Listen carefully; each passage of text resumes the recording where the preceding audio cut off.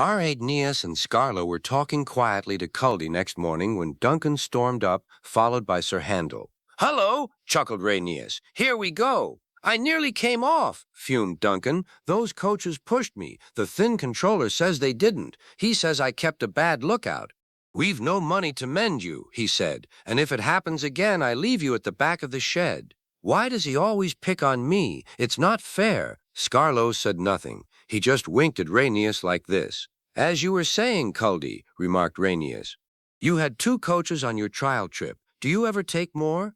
"No, our line is so steep that we're only allowed 1. We each have our own. Mine's called Catherine. I know her well. That's most important." "Why?" asked Sir Handel. "They're only coaches."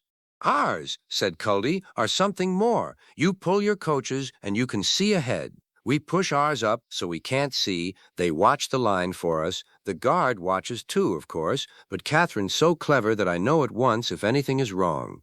"That must take a load off your mind," said Scarloey. Culdy smiled. "But not off my buffers. Climbing's hard work and needs a lot of steam. My fireman and I have a tiring time. Coming down," he went on, "it's different. Catherine and I just roll. We need no steam for that." Sir Handel sighed enviously. "I should like that," he said. "With your automatic brakes, it sounds like a rest cure." "That," replied Culdy, "was just the mistake poor Godred made." "Who," asked the little engines, "is Godred?"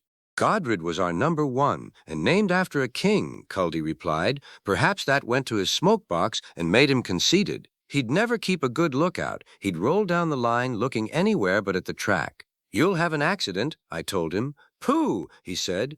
'I've got automatic brakes, haven't I? And Driver's got his air brake. What more do you want?' 'More sense from you,' I said. 'No engine can stop at once if he isn't ready to obey his driver's controls.'" "The first thing a young engine learns," agreed Scarlo. "Godred never learnt sense. His driver and fireman and the manager all spoke to him. They even took him to pieces to see if anything was wrong. But he still went on in the same old way. One day I was going up and waited at a station for Godred, coming down to pass me.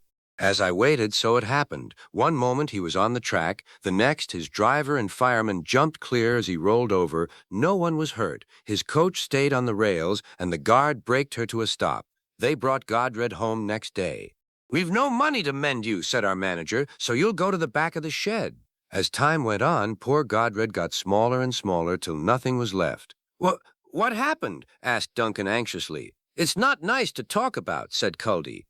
"But what happened? Why isn't it nice?" "Our drivers used Godred's parts to mend us," answered Culdy mournfully. Sir Handel and Duncan were unusually silent long after Culdy had gone home. Neither Scarloey nor Rhaeneas ever mentioned that Culdy had made the story up.